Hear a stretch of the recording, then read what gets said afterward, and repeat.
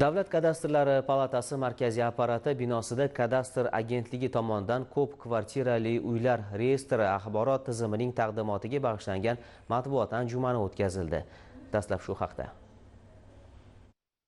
Qurilish sohasi iqtisodiyotning drayveri, biroq tizimda raqamli nazoratning yetishmasligi shu paytgacha turli noqonuniy qurilishlarga, loyihadan chetga chiqish holatlariga va eng achinarlisi, uy-joy sotib olgan fuqarolarning yillab sarson bo'lishiga olib kelayotgan edi. Inson omili mavjud bo'lgan muhitda esa korrupsiya xavfini ortishi siri emas. Anjumanda mana shu tizimli muammolarga davlat darajasida berilgan chek, yangi raqamli tizim taqdimot qilindi. Unga ko'ra, qurilish ishlari yakunlanishi bilan arizalar my.gov.uz portali yoki davlat xizmatlari markazi orqali qabul qilinadi va inson omilisiz avtomatik ravishda UZCAD tizimiga yuboriladi. Eng qat'iy talab esa ko'p kvartirali uy joylashgan yer uchastkasi avval davlat ro'yxatidan o'tkazilgan bo'lishi shart. MyGov tizimi orqali ariza berishadi. Biz ariza kelib tushgandan keyin bu jarayonni unga ilova qilingan hujjatlarni dastlab ko'rib chiqamiz. Kamchiligi bo'ladigan bo'lsa, shu zahoti ariza rad beriladi.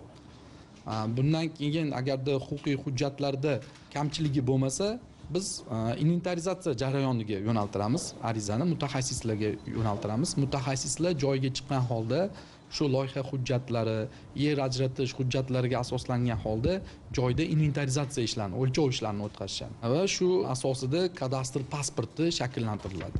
1-iyundan ko'p qavatli, ko'p kvartirali uylarni foydalanishga qabul qilishda dastlab ushbu tizim orqali boshlanadi.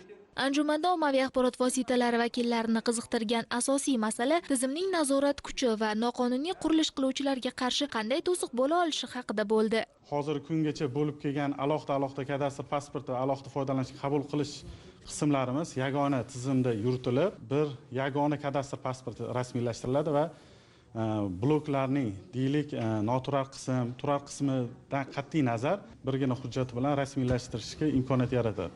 Muloqotda taqdim etilgan ma'lumotlar mamlakatimizda olib borilayotgan ma'muriy islohotlarning amaliy ifodasidir. Raqamlashtirish orqali yashirin iqtisodiyotga barham berish va shaffoflikni ta'minlash davlat rahbari tomonidan belgilangan strategik yo'nalishdir. Bu tizim pirovardida yangi uy olayotgan yurtdoshlarimizning huquqlarini himoya qiladi.